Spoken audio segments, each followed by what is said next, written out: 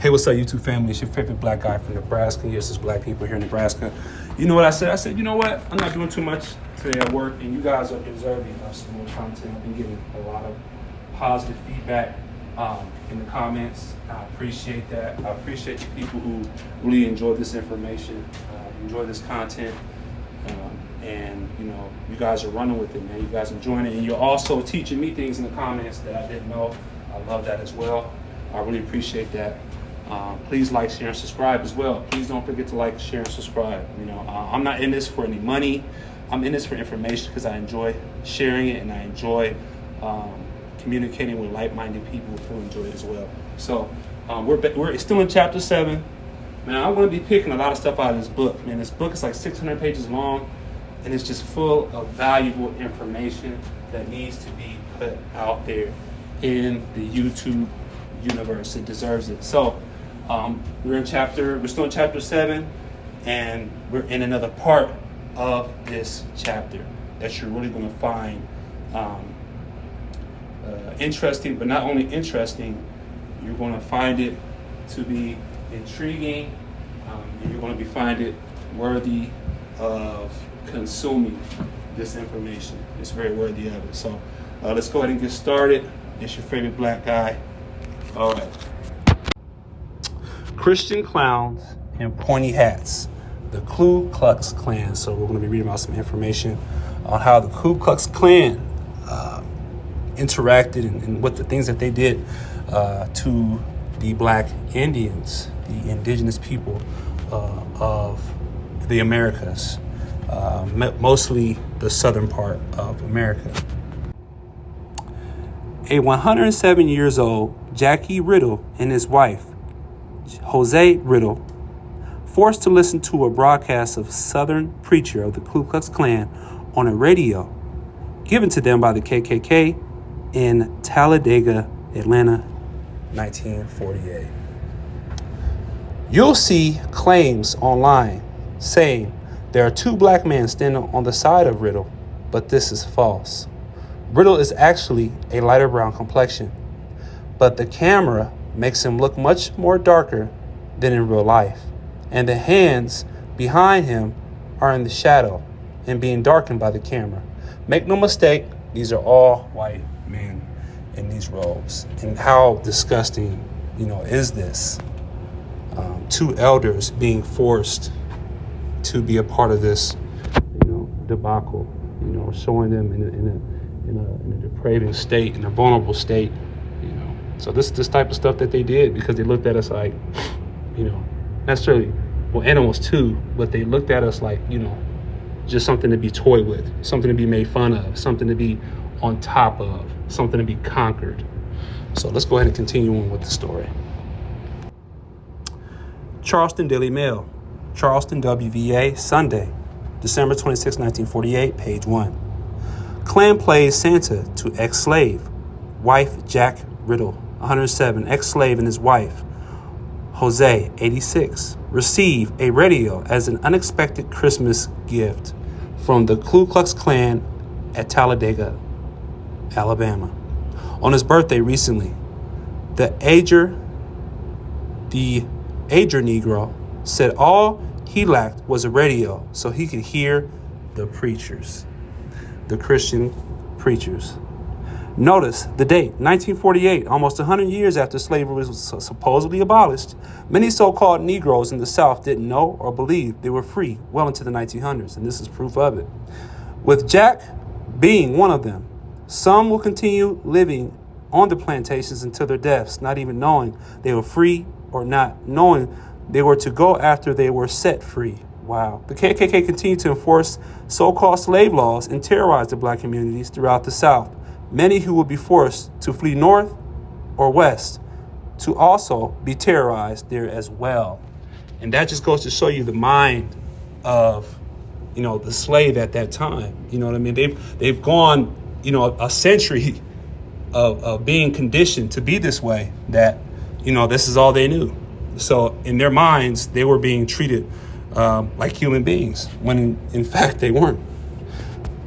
Uncle Jack Riddle, 111, ex-slave and one of Alabama's oldest residents, died complications developing from a cold near Talladega, Alabama.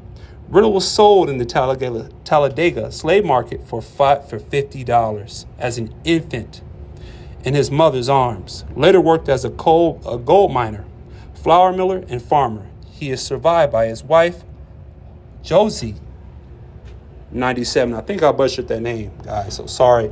It's Josie, not Jose. Apologize for that. But let's go ahead and continue on the next page. Who are the clowns in the ridiculous pointed hats and robes referred to as the Ku Klux Klan? Wiki sources. The Klan was founded in Pulaski, Tennessee on December 24, 1865 by 6 former officers of the Confederate Army: Frank McCord, Richard Reed, John Lester, John Kennedy, J. Calvin Jones, and James Crow. It started as a fraternal social club inspired at least in part by the then largely defunct Sons of Malta. That's something to research, guys. Sons of Malta. It borrowed parts of the initiation ceremony from that group with the same purpose: ludicrous initiations, the baffling of public curiosity, and the amusement for members were the only objects of the Klan, according to Albert Stevens in 1907. The manual of rituals was printed by Laps D. McCord of Pulaski. The origins of the hood are uncertain. It may have been appropriated from the Spanish caparot hood, or it may be traced to the uniform of the Southern Mardi Gras celebrations. The KKK had no organizational structure above the chapter level. However, there were similar groups across the South that adopted similar goals. Klan chapters promoted white supremacy and spread throughout the South as an insurgent movement in resistance to Reconstruction. Confederate veteran John W. Morton founded a KKK chapter in Nashville, Tennessee as a secret vigilante group. The Klan targeted free people of color and their allies. It sought to restore white supremacy by threats and violence, including murder. They targeted anyone who attempted to side with what they deemed NIGGERs. In 1870 and 1871, the federal government passed the Enforcement Acts, which were intended to persecute and suppress Klan crimes for plotting against the northern states. The first Klan had mixed results in terms of achieving its objectives. It seriously weakened the black political leadership, though through its use of assassinations and threats of violence. It drove some people out of politics. On the other hand, it caused a sharp backlash, with passage of federal laws that historian Eric Foner says were a success in terms of restoring order, reinvigorating the morale of Southern Republicans, and enabling blacks to exercise their rights as citizens. Historian George C. Rabel argues that the Klan was a political failure and therefore was discarded by the Democratic Party leaders of the South. But we know better. He says the Klan declined in strength in part because of internal weaknesses, its lack of central organization, the failure of its leaders to control criminal elements and sadists. More fundamentally, it declined because it failed to achieve its central objective, the overthrow of Republican state governments in the South.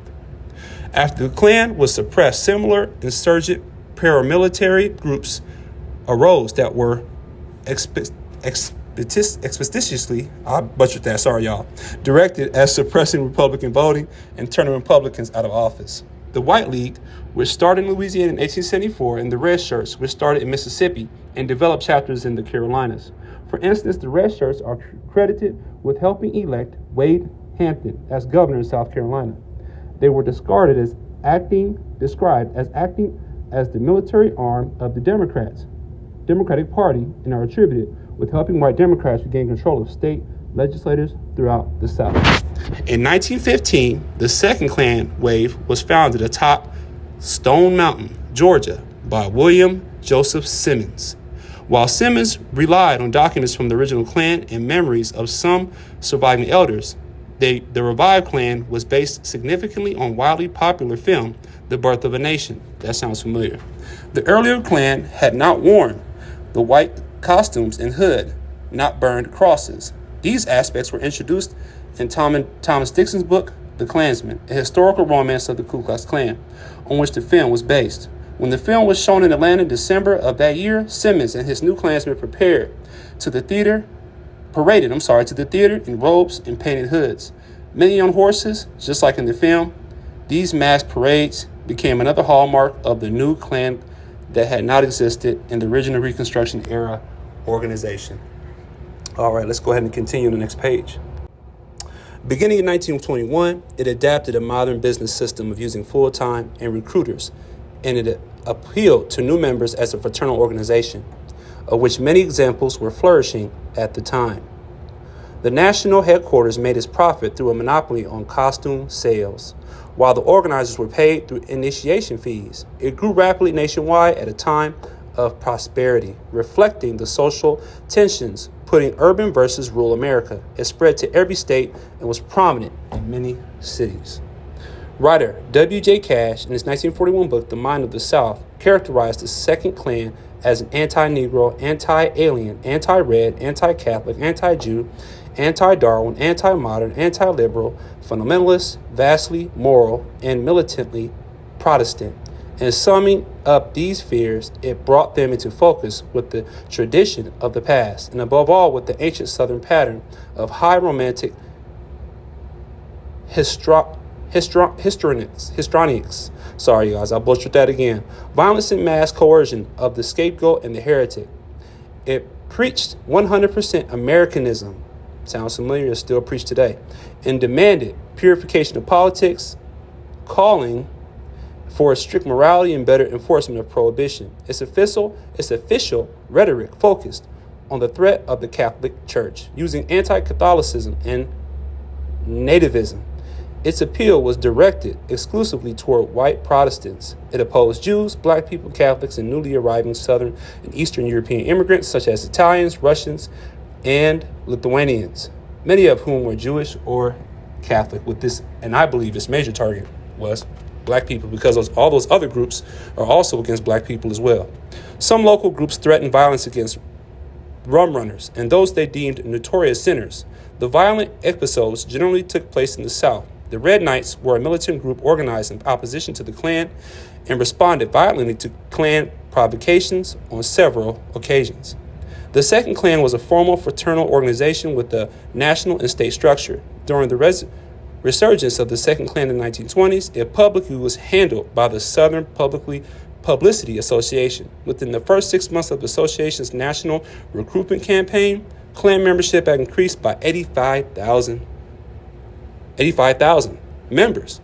At its peak in the mid-1920s, the organization's membership ranged from 3 to 8 million members. Wow. And it's hard to believe that 8 million members just suddenly dispersed. In 1923, Simmons was outed as a leader of the KKK by Henry Wesley Evans. From September 1923, there were two Ku Klux Klan organizations, the one founded by Simmons and led by Evans, with the strength primarily in southern United States, as a breakaway group led by Grand Dragon D.C. Stevenson, based in Evansville, Indiana, with its membership primarily in the Midwestern United States. Internal divisions, criminal behavior by leaders, especially Stevenson's conviction for the abduction, rape, and murder of Madge, I don't want to butcher that last name, but you guys can go ahead and pronounce that if you want. An external opposition brought about a collapse in the membership of both groups. The main group's membership had dropped to about 30,000 by 1930. It finally faded away in the 1940s, and I don't believe that. Klan organizers also operated in Canada, especially in Saskatchewan in 1926 to 1928, where Klansmen denounced immigrants from Eastern Europe as a threat to Canada's Anglo-Saxon heritage. We will continue, but you can Google the rest. We just need to give a brief understanding of whose these clowns were. History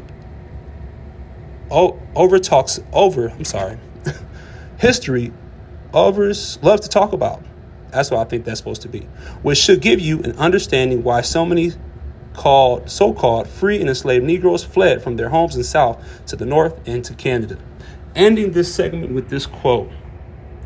Many claim to be so-called white Christians, hoping for a heaven above and a hell below, but fully realizing if that was true, below is where they all gonna go. So a lot of the stuff that I just read, there are parallels to what's going on today.